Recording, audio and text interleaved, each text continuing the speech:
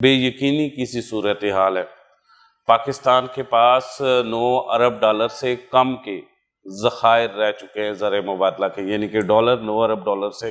9 کی اس سے بھی ڈاؤن آ چکا ہوا ہے۔ ہر طرف ایوان اقتدار سے لے کے اسٹاک مارکیٹ سے لے کے ہر دفتر، ہر بازار، ہر گلی میں ایک ہی بات کی جا رہی ہے کہ کیا پاکستان سری لنکا والی کنڈیشن میں آ رہا ہے اور کیا پاکستان دیوالیہ ہونے جا رہا ہے۔ MZS TV سبسکرائب کریں۔ یہاں آپ کو روزانہ کی بنیاد پر آپ کی پلاٹ کی تازہ ترین اپڈیٹ اور پراپرٹی مارکیٹ کے اتار چڑھاؤ کی خبریں ملیں گی۔ بسم اللہ الرحمن الرحیم، السلام علیکم ناظرین، میرا نام کامران خان ہے اور آپ دیکھ رہے ہیں MZS یوٹیوب ولاگ۔ خوش آمدید کہتا ہوں۔ بے یقینی کسی صورتحال ہے۔ پاکستان کے پاس 9 ارب ڈالر سے کم کے ذخائر رہ چکے ہیں زر مبادلہ کے، یعنی کہ ڈالر 9 ارب ڈالر سے 9 کی اس سے بھی ڈاؤن آ چکا ہوا ہے۔ ہر طرف ایوان اقتدار سے لے کے اسٹاک مارکیٹ سے لے کے ہر دفتر، ہر بازار، ہر گلی میں ایک ہی بات کی جا رہی ہے کہ کیا پاکستان سری لنکا والی کنڈیشن میں آ رہا ہے اور کیا پاکستان دیوالیہ ہونے جا رہا ہے۔ آئیے ذرا اس پہ بات کرتے ہیں۔ اور دوسری بات یہ ہے کہ عمران خان کی گرفتاری کا بڑا حکم آیا ہے، اس حوالے سے بھی بات کرتے ہیں اور دیکھتے ہیں کہ یہ دونوں معاملے اگر ہو جاتے ہیں تو ریئل اسٹیٹ پہ کیا اثر پڑے گا، اوورسیز پاکستانی کیسے ری ایکٹ کریں گے، اور عمران خان کی گرفتاری کے لیے کون سی مشینری استعمال کی جائے گی، اور ساتھ ساتھ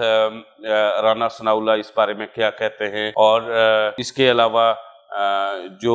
خرم دستگیر صاحب کا بیان تھا اس کے اوپر رانا ثناءاللہ نے مور کیسے ثبت کی ہے اس کے کریکٹ ہونے کی، یہ ساری باتیں آج کریں گے، کیونکہ یہ جو غیر یقینی صورتحال ہے یہ کاروبار پاکستان کے جتنے ہیں ان کے اوپر بھی افیکٹ کر رہی ہے، اور ساتھ ساتھ یہ غیر یقینی کی صورتحال جو ہے وہ پراپرٹی کے اوپر بھی افیکٹ کر رہی ہے۔ لیکن پراپرٹی کو یہاں پہ ایک فائدہ مل رہا ہے، یہ بھی اب میں آخر میں آپ کو بتاؤں گا کہ پراپرٹی کے لیے یہ سینیریو کیوں فائدہ مند ہے، اور آپ اپنی کمر کس لیں اگر آپ ریئل اسٹیٹ انویسٹر ہیں تو یہ بیسٹ ٹائم ہے آپ کے لیے، اور آپ اینڈ یوزر بھی ہیں تو یہ بیسٹ ٹائم ہے آپ کے لیے۔ یہ کیوں، جب پورا ملک دیوالیہ ہونے جا رہا ہے تو ریئل اسٹیٹ سیکٹر کے لیے یہ بیسٹ ٹائم ہے، یہ کیوں ہے، اس پہ بھی بات کریں گے۔ آگے جانے سے پہلے آپ تمام دوستوں سے گزارش ہے کہ ہمارے چینل کو سبسکرائب کریں، اور جمعہ اور ہفتہ کو ہمارا باقاعدہ سے ایک لائیو سیشن ہوتا ہے رات کو 10:30 بجے پاکستانی ٹائم کے مطابق، وہ تقریباً 2.5 سے 3 گھنٹے ہوتا ہے، اور اس میں کومنٹس کر کے لائیو جوائن کر کے آپ بات چیت کر سکتے ہیں، تو وہ ضرور جوائن کیا کریں۔ آئیے چلتے ہیں آپ آج کے ٹاپک کی طرف۔ آج کا ٹاپک بے یقینی کسی صورتحال ہے۔ آپ دیکھ رہے ہیں کہ پاکستان کے پاس 9 ارب ڈالر سے کم کے زر مبادلہ کے ذخائر، یعنی کہ ڈالر کے ذخائر رہ چکے ہیں، اور اب تو اسٹیٹ بینک آف پاکستان نے باقاعدہ سے الرٹ جاری کیا ہے کہ اگر آپ نے 1 لاکھ سے لے کے 5 لاکھ ڈالر بھی درآمدات کے لیے بل پے کرنے کے لیے اگر آپ نے پے کرنے ہیں تو اسٹیٹ بینک آف پاکستان کو 1 روز قبل آپ نے اطلاع کرنی ہے، حالانکہ پہلے اس کی لیمٹ جو تھی وہ 10 لاکھ تھی۔ اب دوسری طرف جو اس وقت پاکستان آپ دیکھ رہے ہیں کہ ایک طرف سے چائنا نے 2 ارب ڈالر کہے تھے، آج سے تقریباً 12 دن پہلے پاکستان کو کہ 2 ارب ڈالر ملیں گے، اور وزیر خزانہ یہ کہہ رہے تھے گزشتہ 8 دن پہلے انہوں نے یہ کہا تھا کہ اگلے 2 دنوں میں آ جائیں گے، لیکن وہ نہیں پہنچے۔ تو آپ نے دیکھا ہوگا کہ وزیر خزانہ اب میڈیا سے سائٹ پہ ہیں، اب وہ براہ راست میڈیا پہ آ کے بات نہیں کرتے۔ البتہ گزشتہ روز قومی اسمبلی کی ایک کمیٹی میں جب وہ آئے وہاں پہ اجلاس اٹینڈ کرنے، تو وہاں کچھ رپورٹرز کو وہ مل گئے، تو انہوں نے ان کو گھیر لیا اور ان سے پوچھنے کی کوشش کی کہ IMF کا قسط کا اجرا کب ہوگا، تو وہ جیسے آج سے 15 دن پہلے سے ایک ہمیں ڈیٹ دے رہے ہیں کہ اگلے 1-2 دن میں، تو کل پھر انہوں نے اگلے 1-2 دن کہا، یعنی کہ کل انہوں نے کہا تو 1 دن تو آج ہو گیا ہے، آنے والا دن کل ہے۔ اس سارے سینیریو کے اندر ہمیں کیا نظر آ رہا ہے کہ پاکستان کس طرف جا رہا ہے؟ سب سے پہلے جو لوگ یہ کہہ رہے ہیں کہ پاکستان ڈیفالٹ کی طرف جا رہا ہے، تو ہمیں 1998 میں جانا ہوگا، 1998 میں جانا ہوگا، جب پاکستان میں ایٹمی دھماکے کیے تھے، تو اس وقت پاکستان کے پاس ٹوٹل 4 ارب ڈالر تھے، لیکن اس وقت بھی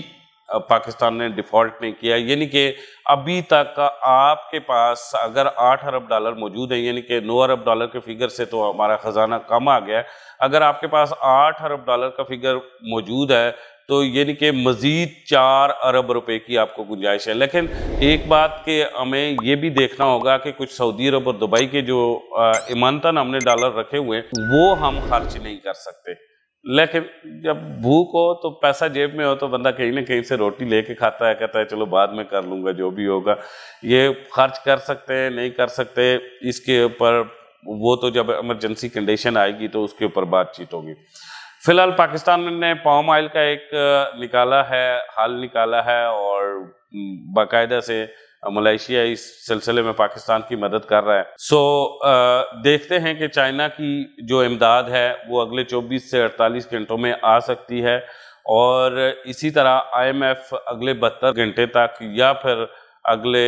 یعنی کہ 5 سے 7 دنوں میں یہ معاملات طے کر لیتا ہے. جس طرح پاکستان کے وزیر خزانہ اور ان کے ساتھ ایک اور وزیر صاحبہ تھی, انہوں نے مل کے امریکن ایمبیسیڈر کے تھرو IMF کو جیک لگانے کی کوشش کی ہے. تو کیا اٹس پاسبل؟ یہ سارا معاملات تو ایک طرف جا رہا ہے, اور اگر ہمیں لگ رہا ہے کہ اگلے 10 دنوں میں بجٹ منظور نہیں ہوتا تو شہباز شریف صاحب کو اسمبلیاں توڑنا پڑیں گی, کیونکہ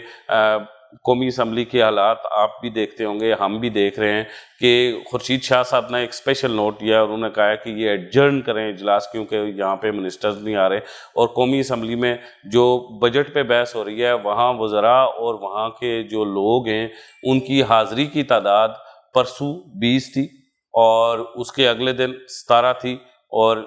مطلب آپ اگر ایک 270 کا 271 کا بیان چلا رہے ہیں تو راؤنڈ اباؤٹ آپ کو بجٹ منظور کرنے کے لیے اتنے, اور اس پہ ڈیبیٹ کرنے کے لیے راؤنڈ اباؤٹ آپ کو 1/3 میجارٹی تو چاہیے ہے.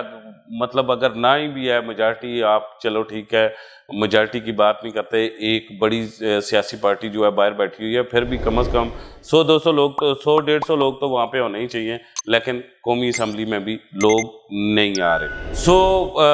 جو چیزیں بجٹ ایک طرف پڑا رہا اس کے اوپر بحث کرتے کرتے دوسری طرف جو گورنمنٹ نے چیزیں کی وہ بھی آپ دیکھ رہے ہیں کہ گورنمنٹ نے فوری نیب کا ایک قانون منظور کیا جس کے اوپر پاکستان کی سب سے بڑی سیاسی پارٹی جس نے میجورٹی الیکشن میں حاصل کیا ہے وہ آؤٹ ہے, اور سپریم کورٹ کا اس حوالے سے بڑا واضح ڈیسیجن ہے کہ اس وقت پاکستان کی میجورٹی کی پارٹی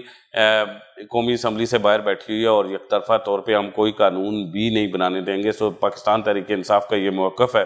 کہ وہ فوری طور پہ سپریم کورٹ آف پاکستان میں اس بل کو چیلنج کرنے جا رہے ہیں. دوسری طرف آپ جانتے ہوں گے کہ اعجاز الحق صاحب جو ایک سینئر اور بزرگ سیاستدان ہیں, انہوں نے دونوں راولپنڈی اور بنی گالا کے درمیان پل کا کردار ادا کرنے کی کوشش کر رہے ہیں پچھلے 1 ہفتے سے, اور وہ پل کا کردار جو ہے تقریباً اب تک 3 کی ملاقاتوں کا سورس ذرائع مختلف کہہ رہے ہیں کہ 3 ملاقاتیں ہو چکی ہیں, اور ان 3 ملاقاتوں میں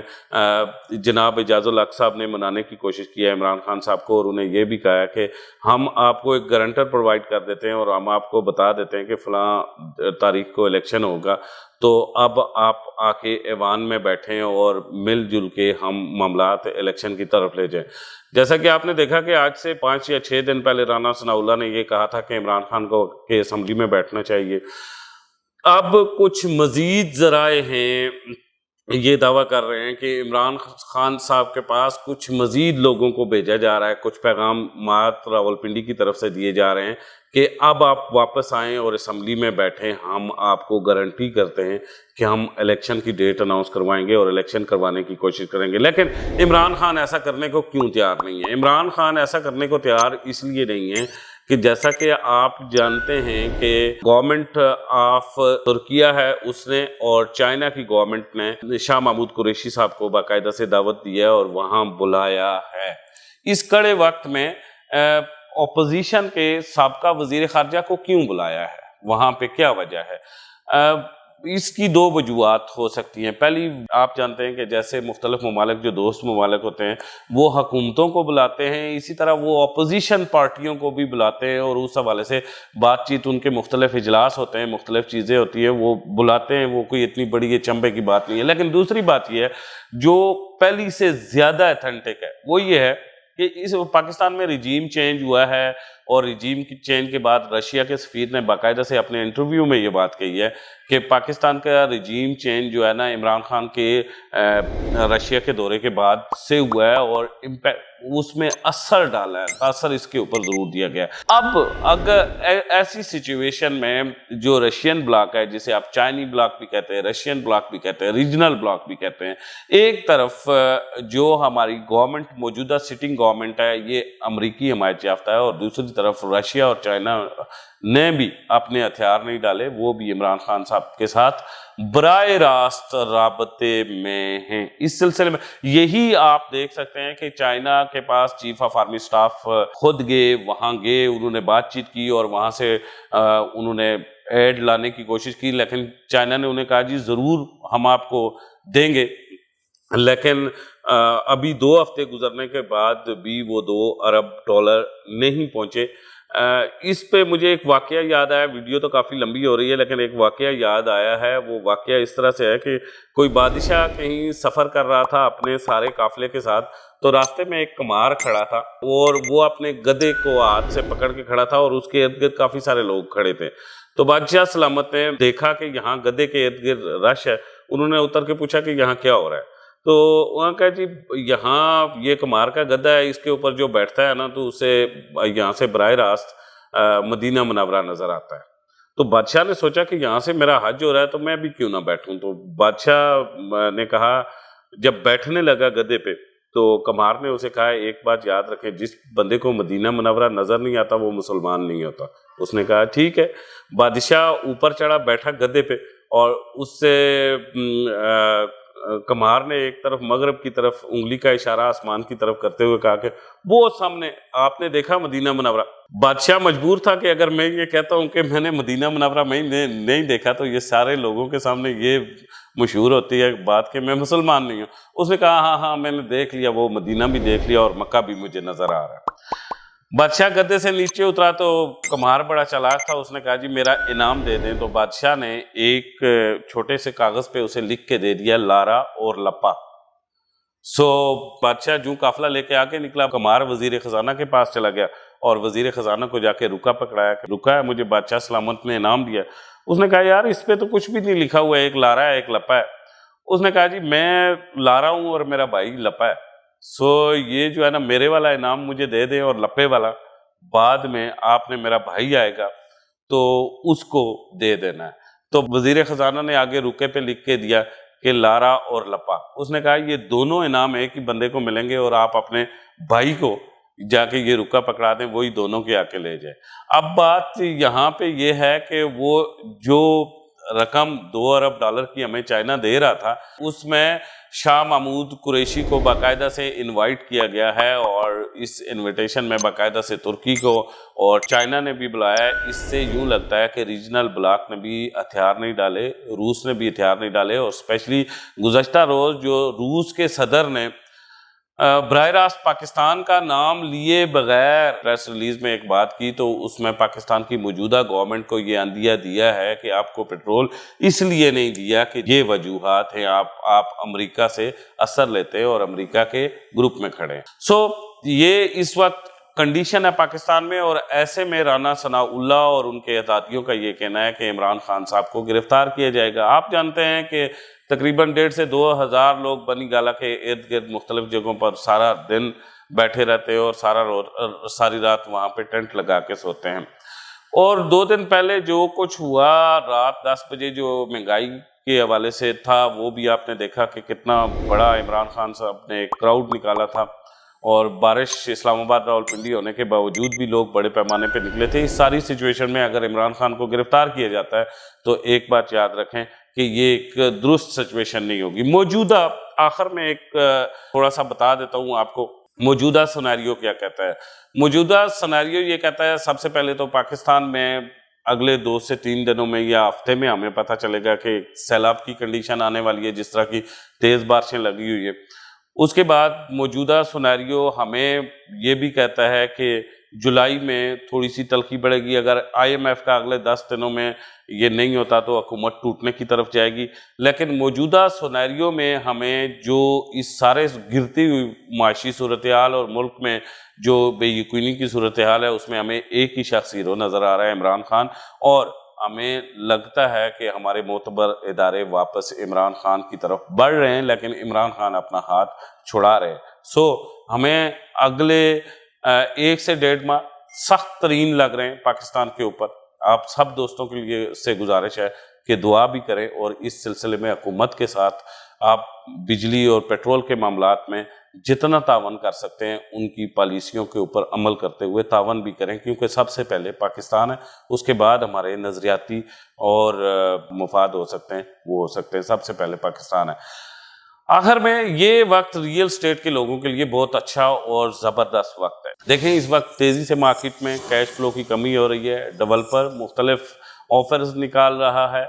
ऐसे में आप लोग उठे खड़े हों और आपके पास जो पैसा पड़ा हुआ, आप तो ये अच्छी तरह से जानते हैं कि डॉलर कल 4 रुपये महंगा हुआ, 10 रुपये से 14 रुपये ओपन मार्केट में गया और इंटर मार्केट में तकरीबन 10 रुपये चल रहा है, 210 रुपये, 4 रुपये महंगा हुआ है। ऐसे सिचुएशन में मैं आपको ये कहूँगा कि आप अपने पैसे बिल्कुल ना बैंक में रखें ना घर में रखें। डीवैल्यू हो रहा है पैसा, आप फौरी तौर पे पैसा रियल स्टेट मार्केट में फेंकें, सेव करें ये पैसा। और आप जानते हैं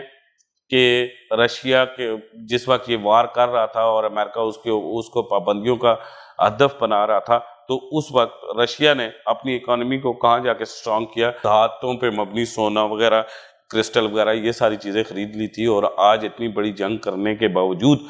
दुनिया क्राइसिस में है, लेकिन रशिया क्राइसिस में नहीं है। इसी तरह अगर आप भी क्राइसिस में नहीं आना चाहते तो फौरी तौर पे अपना पैसा इन्वेस्टमेंट में लगाएं। जितना भी पैसा डिवैल्यू होगा, आपका पैसा डिवैल्यू नहीं होगा, और ये बात आपको 5 से 6 माह तक पता चलेगी।